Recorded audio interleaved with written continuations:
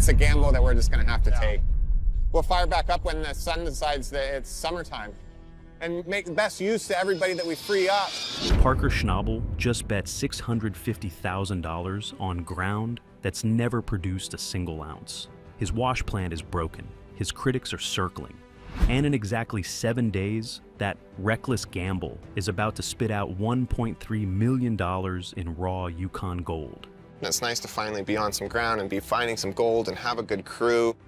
A lot's gone into this, and it's really cool to see it working out. This is the story of how one of mining's boldest young operators silenced every doubter and doubled his money in a single week.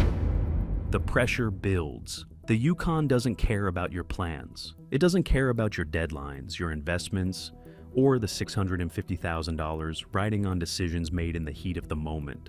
The frozen north has broken better men than Parker Schnabel. It has swallowed fortunes whole and spit out nothing but heartbreak and frozen dreams. The Yukon only cares about one thing, whether you have what it takes to survive when everything falls apart. And right now, Parker Schnabel is being tested in ways he never anticipated. Just days ago, he made one of the biggest gambles of his mining career. While other miners play it safe, sticking to ground they know and claims they've already proven, Parker did what Parker always does. He went all in on instinct and experience. It's a difficult property. Some of it's been very rich like last year, but there's also a lot of very lean ground. He purchased Sulfur Creek, a remote claim that promises rich pay dirt buried beneath the permafrost, but comes with a price tag that had his own crew exchanging skeptical glances behind his back. $650,000 for ground that's never produced a documented ounce of gold. Chris had pulled him aside last week, voice low so the rest of the crew wouldn't hear. "That's a lot of money for ground nobody's proven out, Parker. You sure about this?" The words still echo in his mind every time he looks at the machinery, sitting silent on his new claim. But there's a bigger problem right now, one that threatens to derail everything before it even begins. At Sulfur Creek, wash plant, Bob sits silent and cold in the morning air. The massive machine that should be churning through pay dirt and spitting out gold is completely dead. Its conveyor belts hang motionless. Its pumps sit idle. Its hoppers stand empty. And every hour it stays down is another hour of lost production. Another hour of mounting pressure. Another hour where Parker's bold investment looks less like genius and more like an expensive mistake that could haunt him for seasons to come. Parker climbs up into the plant, his boots clanging against cold metal as he surveys the damage. The morning air carries that particular Yukon chill that seeps through even the thickest work gear, the kind of cold that reminds you how far from civilization you really are. He's hoping for something minor, a loose connection, a worn belt, a quick fix that his crew can handle in a few hours so they can fire up tonight and start proving that Sulfur Creek was worth every penny. What he finds stops him cold. His hand brushes against the feed lip, and a shard of metal shifts beneath his fingers. It's the front lip of the plant. Keeps the dirt on the shaker. If we were running this, the crack would continue. This whole chute would be blown out of the plant, and we'd have a pile up. The sound, a low, grinding scrape of fractured steel against fractured steel, sends ice through his veins. He knows that sound from years of working with heavy machinery. It's the sound of something broken far beyond a quick weld or a temporary patch. "Oh no!" The words escape before he can stop them, barely a whisper in the cold morning air. There, running through a critical component of the wash plant, is a crack. Not a hairline fracture that might hold together with some creative engineering. This is shattered. The front feed lip, completely destroyed, fractured into pieces that shift and grind against each other with every touch. Without it, thousands of pounds of material would spray everywhere during operation, piling up in catastrophic mounds that would grind the entire operation to a halt. Parker's jaw tightens as the full weight of the situation settles over him. This isn't a 30-minute fix. This isn't even a few hours of careful welding. This is major, the kind of repair that requires precision work and skilled mechanics. Work that will take time they simply don't have. "That's quite a big job to get something proper in there," he mutters, more to himself than anyone else. He climbs down from the plant, mind already racing through solutions and contingencies. Tonight's planned startup, not happening. The gold they desperately need to pull from Sulfur Creek is going to have to wait. This is the last thing we need right now. The weight of the moment settles over Sulfur Creek like the gray Yukon sky pressing down from above. Parker has bet everything on this ground, his reputation, his capital, his crew's faith in his judgment. Now, before he can prove any of it, he's staring at a broken machine and a ticking clock that won't slow down for anyone. Within the hour, Damien shows up looking for work, his truck kicking up dust as it rolls onto the claim. "How are you? I was just coming to see if you need an operator tonight for night shift." There's eagerness in his voice, the eagerness of a miner ready to work. Parker delivers the news straight, no sugarcoating. "So Bob has some issues. The feed lip's broken. We got to get this fixed before we can fire Bob up." Damien's expression shifts from eager to concerned in an instant. In this business, a broken wash plant isn't just an inconvenience, it's a crisis. Every shift they miss is gold left in the ground, money evaporating into the cold Yukon air. "You'll get this thing going tomorrow," Parker says, steel returning to his voice. "It cost us a shift. One shift, that's the damage, for now. One shift of lost production on a brand new claim that Parker is desperate to prove out." That's not good. You'll get this thing going tomorrow. It costs us a shift. He was hoping to fire up tonight, hoping to start making up for disappointing numbers from other cuts elsewhere in the operation. Instead, he's going to bed with nothing but problems and a prayer that his mechanics can work miracles when the sun comes up. Against the clock.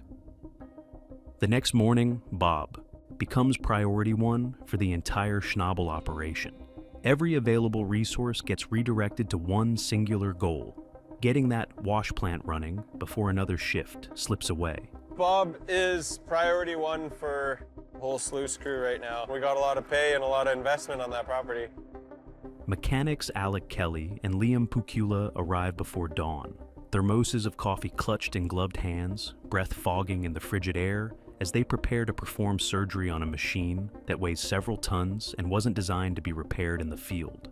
The Yukon air bites at any exposed skin as they assess the damage by flashlight. Alex surveys the shattered feed lip with the critical eye of a veteran mechanic who's seen his share of disasters, then glances at his watch. 2 a.m. They've been at this for hours already, working through the night while the rest of the world sleeps, and the real work is just beginning. "Done this 100 times, Alec mutters, pulling on his heavy welding gloves and flexing his fingers to get the blood flowing. Never at 2 a.m., but there's a first for everything. Liam hovers nearby, younger and less experienced, checking and rechecking the measurements for the replacement piece they've fabricated. His hands move a little too fast, betraying his nerves. His eyes dart between the blueprints spread on the truck's tailgate and the broken machine looming in the darkness above them. "You sure this angle's right?" Liam asks, voice tight with uncertainty. "Feels like we're off by a degree, maybe more."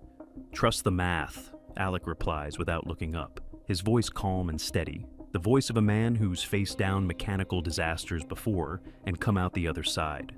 "And trust your hands. They know more than your head right now." By the time the first gray light of morning creeps over the distant mountains, both men are running on fumes and caffeine. Grease streaks Alec's weathered face like war paint, testament to hours of crawling through tight spaces and wrestling with stubborn bolts. Liam's coveralls are black with grime and oil. His coffee, long since gone cold and forgotten on the bumper of the service truck. The damaged chute comes out first, Crane taking the weight while they carefully remove the final bolts one by one. One wrong move, one moment of inattention, and the whole assembly could shift unexpectedly. But these two have done this dance before on machines across the Klondike. Crane's taking weight, taking out the last bolts. A beat of tension fills the air, everyone holding their breath. Coming down, keep it coming. Crane's taking weight off the chute right now while they're taking out the last bolts. Yeah, keep it coming. The damaged section lowers slowly to the frozen ground, clearing the way for what comes next. Welding sparks fly in the pre-dawn darkness like orange fireflies, casting dancing shadows across the worksite. Metal gets cut, shaped, and fitted with painstaking precision. The new reinforced section rises into position on the crane's cables, and for one heart-stopping moment, it catches on a bracket that nobody noticed. Alec's hands freeze on the guide chain, knuckles white beneath his work. Gloves, every muscle tensed.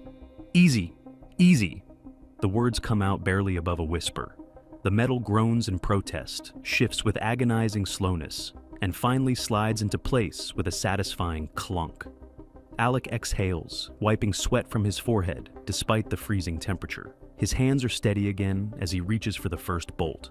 This is looking pretty good here. Line up our holes, throw some bolts in, we're out of here. This is looking pretty good here. So we got our chute up in place, line up our holes, throw some bolts in. We're out of here. The final bolt gets tightened down, torqued to spec. Alex steps back from the machine, examining their work with a critical eye, looking for any sign of weakness. After a long moment, he nods with satisfaction. Well, nice work, guys. Got her back together. We'll be ready to fire up. Against all odds, running on nothing but determination and too much coffee, Bob is back, and Sulfur Creek is about to prove what it's worth. The moment of truth, just 2 days after Parker's sudden purchase of Sulfur Creek, the moment everyone has been waiting for, finally arrives. The crew gathers around wash plant Bob as the engines rumble to life, the sound echoing across the claim and into the surrounding wilderness. This is what all the stress, all the repairs, all the sleepless nights have been building toward. This is the moment of truth. Here we go. The plant shakes, rattles, and roars, exactly as it should. Water starts flowing through the system. Conveyors start moving with their familiar rhythmic rumble, and the first bucket of pay dirt from Sulfur Creek hits the feed hopper, beginning its journey through the machine that will separate worthless rock from precious gold. First bucket of pay. Parker watches with fierce intensity, arms crossed over his chest, eyes tracking every movement of material through the plant. If you'd asked him at the beginning of the season whether he'd be standing here, running a wash plant on Sulfur Creek ground he'd only just purchased, he would have called you crazy. You know, if you asked me at the beginning of the season if we'd be here on sulfur sluicing, I'd say you're crazy. But it's just the cards we've been dealt. You play the hand in front of you. Hopefully there's a big pile of gold at the end of the week for us here. You know, if you asked me at the beginning of the season if we'd be here on sulfur sluicing, I'd say you're crazy, but it's just the cards we've been dealt. Hopefully there's a big pile of gold at the end of the week for us here. As the hours pass and the plant settles into its steady rhythm, something beautiful begins to happen. In the sluice runs, thin yellow streaks start appearing against the black rubber matting. At first, they're just traces, hints of color catching the pale northern light filtering through the clouds. Then more appear. The streaks widen, multiply, begin to pile on top of each other in glittering accumulations. By the end of the first day, there's no mistaking what they're seeing. Gold, real gold, Sulfur Creek gold. It gleams under the midnight sun like a promise kept, like vindication made tangible. Weighing the gold, cleanup day arrives with anticipation hanging heavy in the air, and with it comes the moment of truth for Parker's entire operation. The gold room is quiet except for the soft clink of metal as the crew prepares the scales. First up is the gold from the long cut on Dominion, Parker's most consistent producer this season, the reliable workhorse that has kept the operation profitable. 20, 30, 70, 140, 200, 210. The numbers climb steadily. 217.7 ounces. Nice, that's solid. 30, 70, 140, 200, 210, 217.7. Nice. That's solid. Not bad. A strong result, better than average. The long cut continues to deliver. Next comes Big Red's bridge cut, a section that has struggled all season to meet expectations. The crew's enthusiasm dims as the weighing begins. Everyone knows this cut has been a disappointment. 5, 10, 25, 55, 60, 70, 77.1 ounces. Consistently poor, the words hang in the air like a verdict. The bridge cut remains a disappointment, a drag on the season that has offset gains elsewhere. Next comes the final cleanup from Ken's 5, one of their best performers this season. A patch of ground that has consistently delivered solid returns. This is its last run, the final gold it will ever produce. 30, 65, 70, 98.8 ounces. Over 2.5 ounces an hour on its last run of the season. An impressive farewell, a fitting end. But Ken's 5 is done now. It's gold depleted. The burden shifts elsewhere, specifically to a certain new acquisition that everyone is anxious to see perform. Well, it's a good thing you got sulfur, someone notes, the unspoken question hanging in the air. Because without that, where would Bob have gone? It's the question of the season. But for the hours it ran, I think it did well.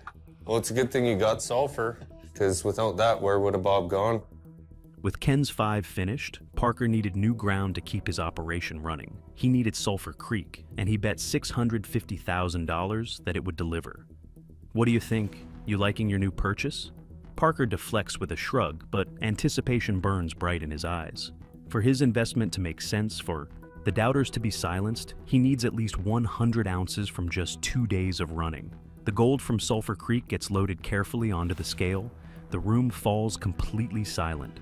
Bob Sulfur, alrighty, let's see how Parker's new purchase panned out. This is the moment of truth. 20, 40, 60, 80. The count passes 100 ounces, matching Parker's target with gold still being added to the scale. The tension transforms into something else entirely. Someone's palm slams against the table with a sharp crack. A whoop cuts through the room, sharp and sudden and full of joy.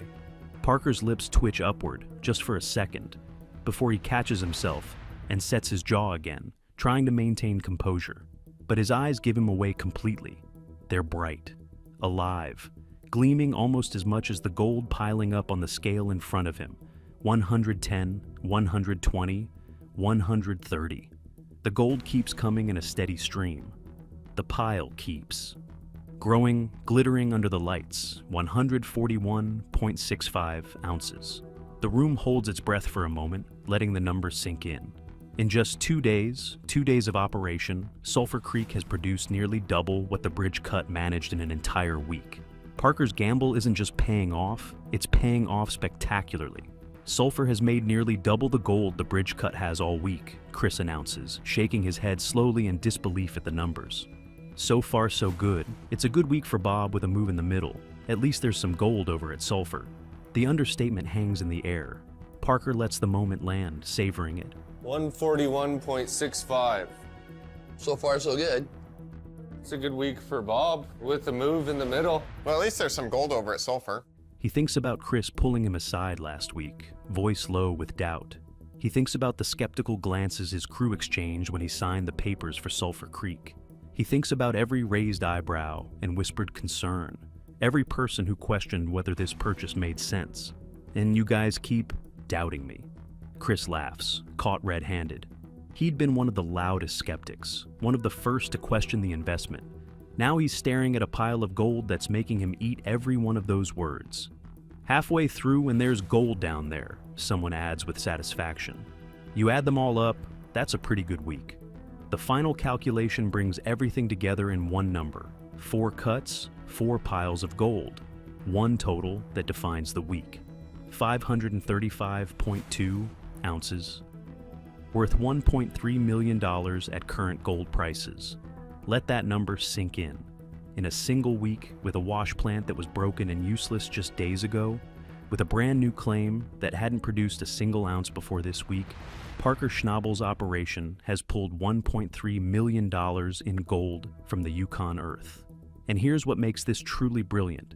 That $1.3 million represents double the purchase price of Sulfur Creek. In just 1 week, Parker has made back twice what he paid for the entire claim. Better than a kick in the teeth, right? We broke 500. Breaking 500 ounces in a week puts Parker on pace for a monster season, the kind that builds fortunes. It validates every difficult decision, every risky purchase, every sleepless night spent worrying. It gives us a season total of 2,880.5 ounces, nearly 3,000 ounces pulled from the ground, with weeks still left in the season and Sulfur Creek just getting started. Keep that going. Parker nods, mind already racing ahead. Yeah, we'll be all right. They called it reckless. They called it a gamble that would blow up in his face. They said Parker Schnaabel was throwing away $650,000 on unproven ground that might never produce. But Parker knew something his critics didn't understand. He knew that in the Yukon, fortune favors the bold and punishes the timid. He knew that The biggest rewards come to those willing to take the biggest chances when opportunity presents itself. And he knew that when you find good ground, you don't hesitate. You buy it, you mine it, and you prove the doubters wrong with results they can't argue with. Good ground makes everything else just a minor detail. I will mine in if the ground's good. $1.3 million in a single week. Double his investment recovered before the season is even halfway finished. A wash plant that was broken and useless transformed overnight into a gold-producing machine by mechanics running on nothing but coffee and sheer determination. A crew that refused to quit when everything seemed to be falling apart. This is gold mining at the highest level. This is what happens when preparation meets opportunity at exactly the right moment. This is what happens when Parker Schnabel goes all in. And the best part? This is just the beginning of what Sulfur Creek can deliver. The claim has shown what it's capable of producing. The ground is rich, the equipment is running, the gold is flowing. Parker Schnabel's investment spree didn't just pay off, it doubled his money in a single week. And somewhere in the Yukon tonight, Chris is probably still shaking his head in amazement, because Parker Schnabel just proved him wrong. Again.